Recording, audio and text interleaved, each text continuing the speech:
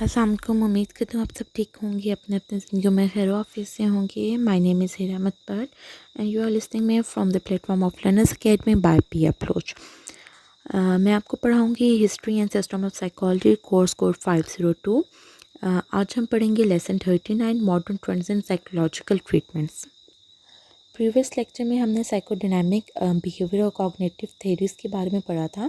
अब इसमें humanistic approach के बारे में हम पढ़ेंगे और ग्रुप मेथोडोलॉजी के बारे में हम इसमें पढ़ेंगे।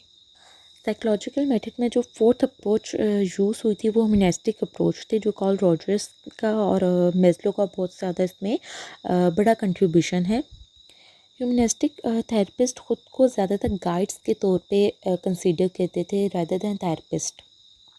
उनका मानना ये था कि हर इंसान में इतनी पोटेंशियल होती है कि वो ख़ुद को किसी भी सिचुएशन से बाहर निकाल सके, लेकिन वो कुछ ना कुछ ऐसी वजूहात की बिना पे ये कर नहीं पाता। तो उसको सिर्फ एक ऐसे इंसान की ज़रूरत होती है जो उसको एक रास्ता दिखा दे, उसको एक मेंटल मैप दिखा दे जिसके ऊपर वो चल के अपनी ज़िंदगी को बेहतर बना सकता है। इसमें क्लाइंट सेंटर थेरेपी एक मेथड इंट्रोड्यूस करवाया गया था, जो ह्यूमनिस्टिक मेथड था ट्रीटमेंट के लिए। साइकोलॉजिकल ट्रीटमेंट को यूज़ करने के लिए जो ह्यूमनिस्टिक मॉडल पेश किया गया था, उसके में उन्होंने क्लाइंट सेंटर थेरेपी को इंट्रोड्यूस करवाया था।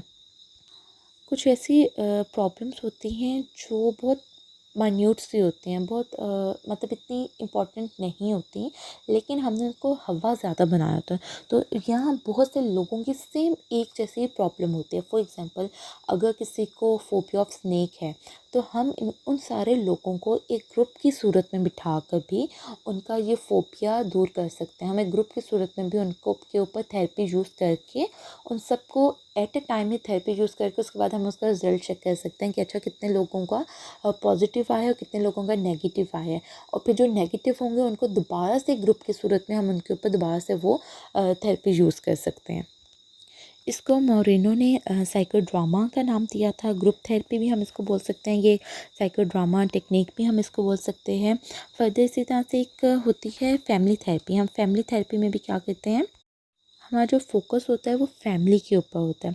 क्लाइंट की फैमिली के ऊपर हम इस पे फोकस करते हैं और उसके थ्रू ही, फैमिली के थ्रू ही हम उसको ट्रीटमेंट देना चाह रहे होते हैं इसमें। अब ग्रुप थेरेपी क्या है, ये भी फॉर्म ऑफ साइकोथेरेपी है, जिसमें जो थेरेपिस्ट होता है वो रेगुलर मीटिंग्स करता है एक स्मॉल ग्रुप ऑफ इंडिविजुअल्स से। हर इंसान की में अलग अलग स्किल्स होती हैं, अलग अलग पर्सनैलिटीज़ होती हैं, उनके अकॉर्डिंगली एक स्मॉल ग्रुप को, जैसे मैंने एक एग्जांपल दी थी कि अगर किसी को एक जैसा किसी भी चीज़ का फोबिया होता है तो हम उनको एक ही स्मॉल ग्रुप उनका बना लेते हैं, हम उसमें उनसे मीटिंग करते हैं। फिर लोग ज़्यादातर ग्रुप थेरेपी को इस वजह से पसंद करते हैं कि इसमें हम जब दूसरे लोगों से इंटरेक्ट करते हैं, अगर मुझे भी फोबिया है स्नेक्स का, आपको भी स्नेक्स का फोबिया है, तो हम दोनों का इसमें इंटरेक्शन जब हम करेंगे, हम ट्रीटमेंट में जाएंगे तो हम इजीली एक दूसरे को अपने फीलिंग्स बता सकते हैं।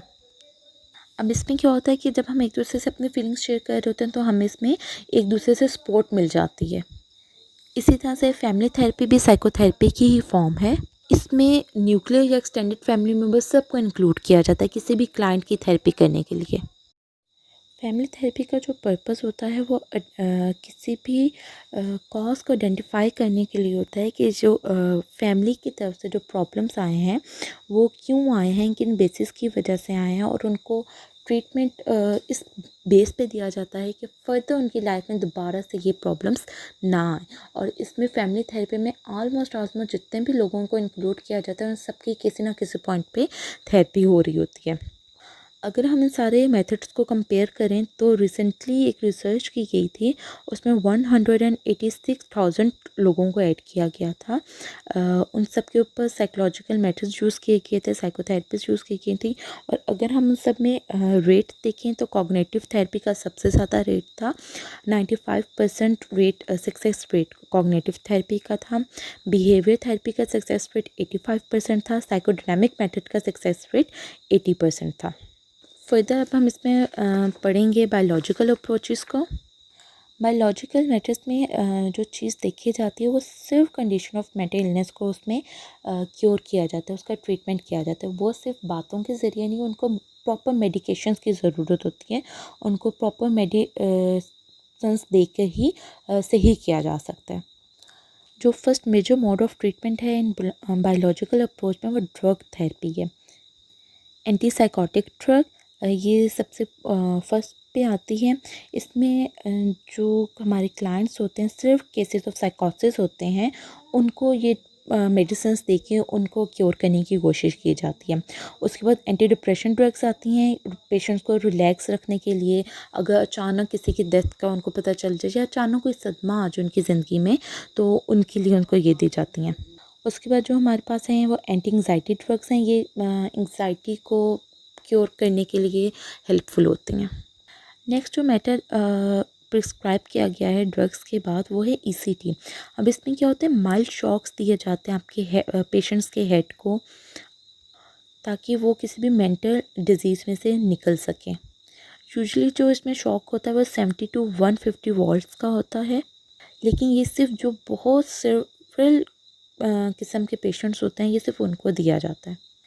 स्टिल साइंटिस्ट और जो साइकेट्रिस्ट हैं वो अभी तक इस चीज़ को समझने से कासिर हैं कि इसके जो सक्सेस रेट है वो क्यों हाई है, या इसको सक्सेस का दर्जा ही क्यों दिया गया था। उनको अभी तक ये पॉइंट समझ में नहीं आया, और नॉर्मल किसी भी बंदे को ये बात समझ में नहीं आ सकती कि आप किसी को अगर हेड पे शॉक दे रहे हैं तो किस तरह से उसकी मेंटल डिजीज़ ख़त्म हो सकती है।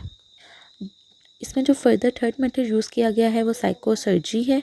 इसमें सर्जिकली रिमूविंग अ पार्ट है कि आप सर्जिकली आप कोई ऑपरेट करके जो स्पेसिफिक पार्ट है ब्रेन का उसको ही रिमूव करते हैं।